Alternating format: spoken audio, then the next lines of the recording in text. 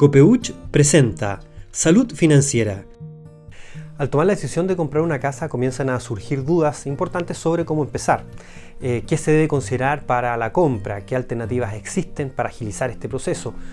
Hoy, en nuestro segmento de Salud Financiera junto a Copeuch, vamos a hablar de este interesante tema.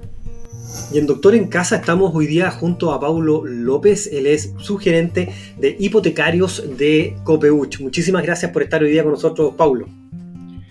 No, gracias a ti, Claudio, un gusto poder estar aquí en el programa y dar a conocer un poquito lo que es nuestro crédito hipotecario Copeuch. Fíjate que una de las cosas que uno va viendo es que la familia se va organizando, ¿no es cierto?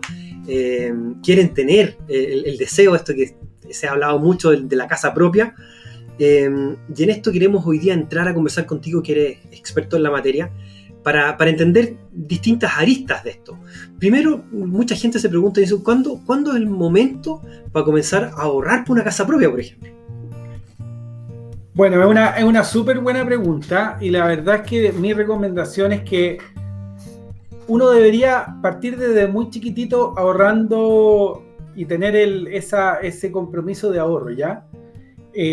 Sin embargo, creo que pensando ya en la casa propia, es oportuno, yo creo, abrir la cuenta de ahorro cuando uno inicia su vida laboral y empieza desde el primer mes que empieza a tener unos ingresos recurrentes, que tenga su sueldo en el fondo, ¿ya? Que en el fondo pueda parte de ese sueldo y en forma disciplinada y ordenada destinarla un poquito al ahorro, ¿eh? Correcto. En este sentido, yo comentar que para poder comprar siempre una vivienda se necesita que financiar con un aporte propio, que es el ahorro. Muchas veces se complementa con el subsidio, pero para que finalmente se concrete este sueño, se compone de las dos partes, del ahorro más el financiamiento que uno pueda conseguir en alguna institución. Correcto. Y Pablo, ¿qué debo considerar a la hora que ya me pongo en camino ahí para solicitar un crédito hipotecario? ¿Qué cosas hay que considerar importantes? Bueno, son varias, pero yendo un poco al tema también y poniendo un ejemplo de lo que me preguntaste respecto al ahorro para entrar a las consideraciones. Yo solamente mencionar que, por ejemplo, para una vivienda, Claudio, de 1.500 UF, que son aproximadamente 45 millones de pesos, lo que se pide que se ahorre son 300 UF, que es el 20%, ¿ya? Y ese 20% llevado a UFs son aproximadamente 9 millones de pesos. Entonces, un poco para hacer cuánto es el tiempo que uno podría estar ahorrando y pensando en un ahorro promedio de 100.000 pesos, estamos hablando de casi 7 años, en los cuales una persona podría tener el pie para poder comprarse la vivienda de ese valor. Y las consideraciones principales, pensando que estos son créditos de largo plazo y hay que evaluarlos en las instituciones financieras, lo primero es tener una buena salud financiera. ¿Qué se entiende por salud financiera? El cumplir con tus compromisos de pago, de tu tarjeta, el compromiso de tu crédito de consumo, el compromiso de cualquier compromiso que tengas con el sistema financiero. Lo segundo que se valora mucho es la antigüedad laboral. Si tú llevas una permanencia importante en tu empresa, eso es bien valorado en las instituciones que evalúan.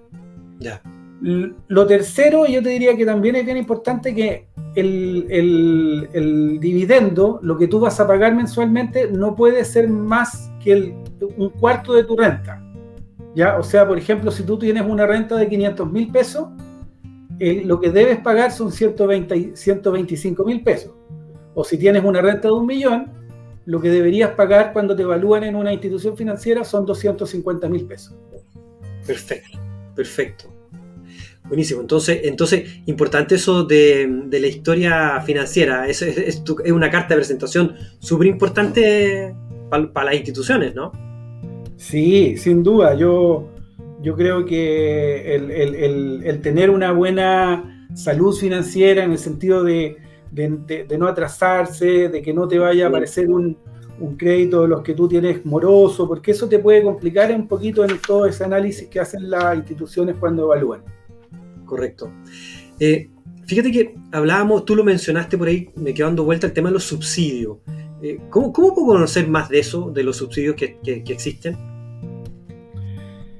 Mira, para comprar vivienda, el MIMBU, que es el ministerio, digamos, que administra los subsidios habitacionales, mi recomendación es que exploren en la página web de mimbu.cl y exploren, conozcan cuáles son los tipos de subsidios, cuánto es el aporte que debo tener para poder adquirir una vivienda,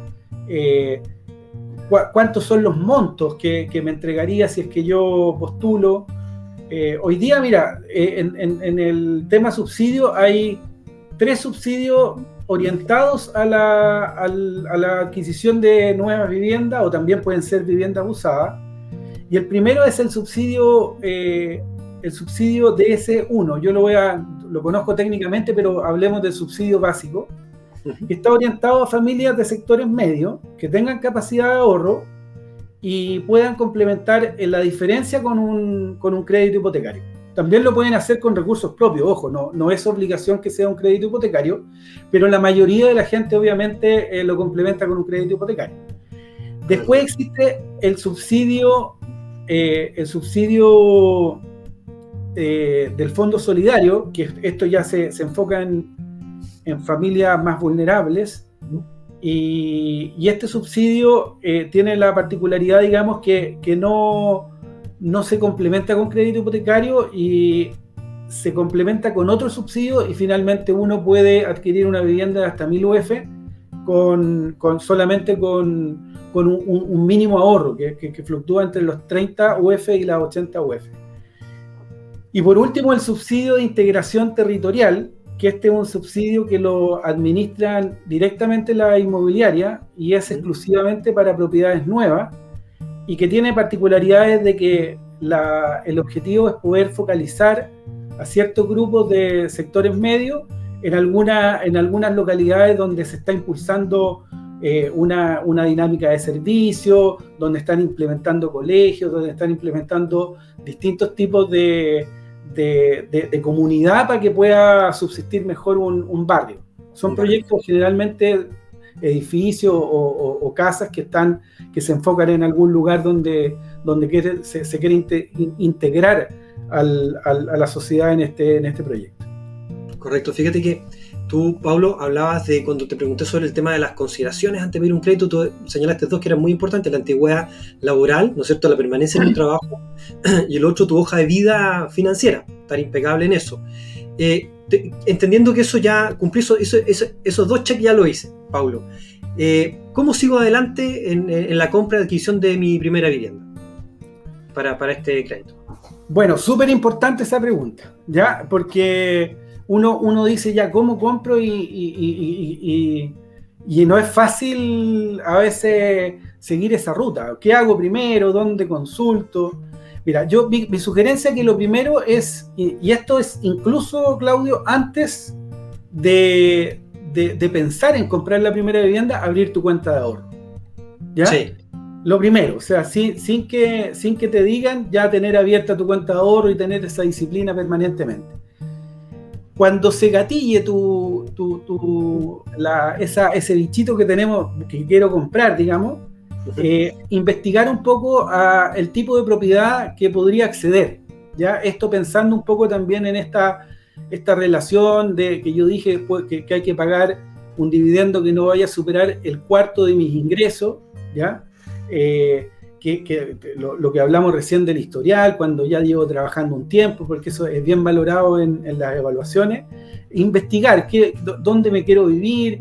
También es importante saber mi grupo familiar, porque hoy día yo vivo solo, pero en un año más yo me puedo casar y tener familia, y a lo mejor la proyección de lo que quiero comprar también considerar esos aspectos.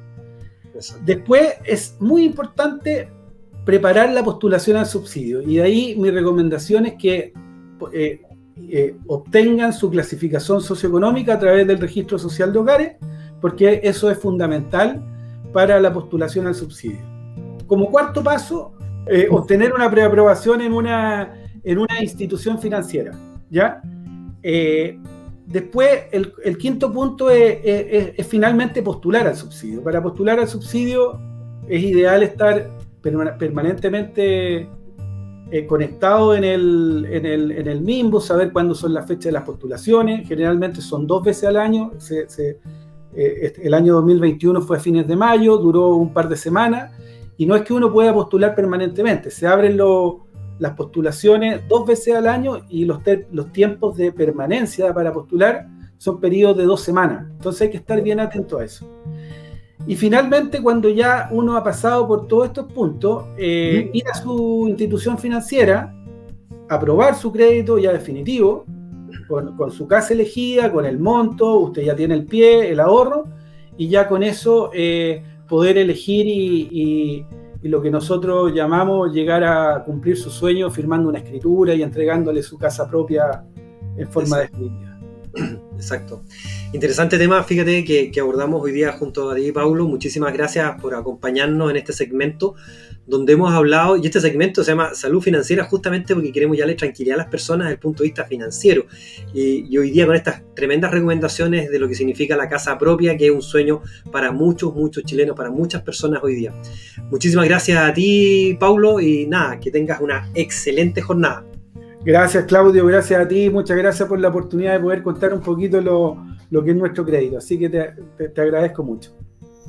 Esperamos que estos consejos sean de mucha utilidad para usted y resuelvan sus dudas que pueden surgir claramente al momento de comprar una propiedad. Siga junto a nosotros con más Doctor en Casa.